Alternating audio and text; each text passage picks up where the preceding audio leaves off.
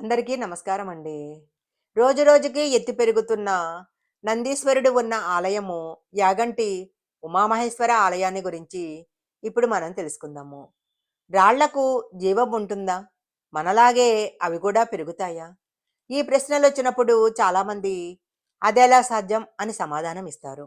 అయితే యాగంటి క్షేత్రంలో ఉన్న ఉమామహేశ్వర స్వామి ఆలయానికి వెళ్ళినట్లయితే మీరు తప్పకుండా ఆశ్చర్యపోతారు.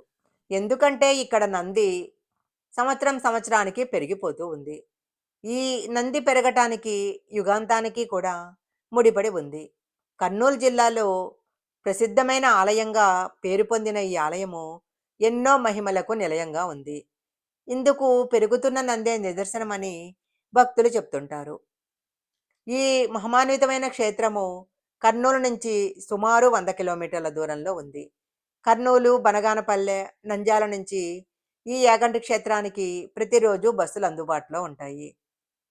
అసలు ఈ ఆలయంలో ఉన్న నంది విగ్రహము ఎలా పెరుగుతుంది? దీని వెనుక ఉన్న మిస్టరీ ఏంటి? ఇప్పుడు తెలుసుకుందాము. ఈ యాగంటి ఆలయము చాలా ప్రత్యేకమైనది. కొన్ని వందల సంవత్సరాల క్రితము దక్షిణ భారత యాత్ర చేస్తున్న అగస్త్యుడు నల్లమల కొండల మధ్య ఉన్న వెంకటేశ్వర స్వామి ఆలయాన్ని వైష్ణవ పద్ధతిలో నిర్మిస్తారు. ఆలయంలో ప్రతిష్ఠించటానికి విగ్రహం చెక్కుతున్నప్పుడు పొరపాటున బటనవేలు తెగిపోతుంది. అవయవలోపం ఉన్న విగ్రహాన్ని ప్రతిష్ఠించినట్లయితే కీడు తప్పదని భావించిన అగస్త్యుడు తాను ఏం తప్పు చేశాడో తెలుసుకోవటానికి ఘోరమైన తపస్సు చేస్తాడు. అప్పుడు శివుడు ప్రత్యక్షమై విగ్రహానికి నష్టం కలిగినందుకు బాధపడవద్దని, ఈ ప్రాంతము తన కైలాసాన్నే పోలి ఉన్నందువలన తాను ఇక్కడ కొలువు తీరుతానని చెప్తాడు. దీంతో అగస్త్యుడు వెంకటేశ్వర స్వామి విగ్రహాన్ని ఆలయం పక్కన ఉన్న ఒక కొండ గుహలో పెట్టి ఉమామహేశ్వర స్వామి విగ్రహాన్ని ఆలయంలో ప్రతిష్ఠిస్తాడు. ఇలా విగ్రహాన్ని ప్రతిష్ఠించిన తర్వాత కొద్ది రోజులకు నంది విగ్రహము స్వయంగా వెలిసినట్లు పురాణాల వలన తెలుస్తుంది. వెంకటేశ్వర స్వామిని ప్రతిష్ఠించిన గుహ పక్కనే ఇంకొక గుహ కూడా ఉంది.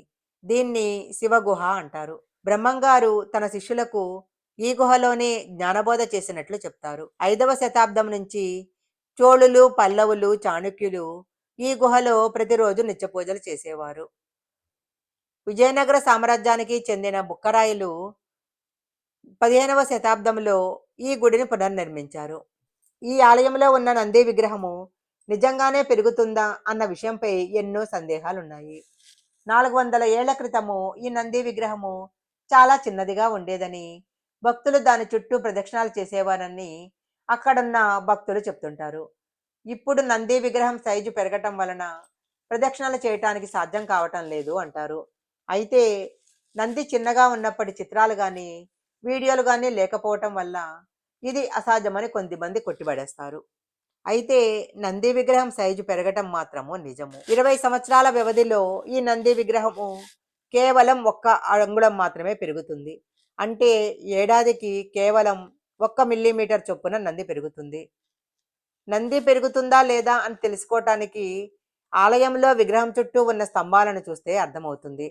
నంది విగ్రహం పెరగటం వెనక ఒక సైన్స్కు సంబంధించిన కారణం కూడా ఉంది. ఈ విషయం మనం తెలుసుకోవాలంటే ముందుగా యూరప్లోని రొమేనియాలో ఎదిగే రాళ్ల గురించి తెలుసుకోవాలి. ఈ రాళ్ళు కూడా నంది విగ్రహం కంటే చాలా వేగంగా పెరుగుతాయి. అంతేకాకుండా పిల్లలను కూడా పెడతాయి. ఇది వినడానికి చాలా చిత్రంగా ఉంటుంది. అయితే ఇది మాత్రము చాలా నిజము. రొమేనియా రాళ్లకు మన నంది విగ్రహానికి మధ్య ఉన్న తేడా ఏంటంటే సోడియం సిలికేట్ ఎక్కువగా ఉండటం వల్ల రొమేనియా రాళ్లు వేగంగా పెరుగుతాయి. యాగంటి నంది పెరుగుదల వెనుక ఉన్న శాస్త్రీయ కారణాలు చెప్పిన పరిశోధకులు నిత్యం ఎదురయ్యే ప్రశ్న ఏంటంటే మరి మిగతా శివాలయాల్లో ఉండే నందులు ఎందుకు పెరగటం లేదు? కేవలము యాగంటి నందీశ్వరుడు మాత్రమే ఎందుకు పెరుగుతున్నాడు? అయితే పరిశోధకుల వద్ద ఈ ప్రశ్నకు సమాధానం లేదు. అయితే భక్తులు మాత్రము యాగంటిలో నంది విగ్రహం పెరగటం వెనక అది దేవుడి మాయేనని గట్టిగా నమ్ముతారు. కలియుగాంతంలో యాగంటిలోని ఈ నంది లేచి రంకెలేస్తుందని శ్రీ వీరబ్రహ్మేంద్ర స్వామి కాలజ్ఞానంలో వెల్లడించారు. అందులో చెప్పినట్లుగానే ఇక్కడ నంది పెరుగుతుందని భక్తుల నమ్మకము. ఈ నంది విగ్రహంలో జీవకళ ఉట్టిపడుతుంది. లేచి రంకెలేయటానికి సిద్ధంగా ఉన్నట్లు కనిపిస్తుంది. ఈ ఆలయంలో ఒక్క కాకి కూడా కనిపించదు. దీనికి కూడా ఒక కారణం ఉంది. యాగంటి క్షేత్రంలో మనకెక్కడా కాకులు కనపడవు. పూర్వము ఈ ప్రాంతాన్ని దర్శించిన అగస్త్యుడు విగ్రహం బొటనవేలు విరగటం వెనక తన లోపాన్ని తెలుసుకోవటానికి తపస్సు చేశాడనే విషయం అందరికీ తెలిసిందే. అయితే ఆ సమయంలో కాకులు ఆయన తపస్సుకు భంగం కలిగించాయి. దీంతో అక్కడ ఒక్క కాకి కూడా కనిపించకూడదని మహర్షి శపించారట. అప్పటినుంచి అక్కడ కాకులే కనిపించవు.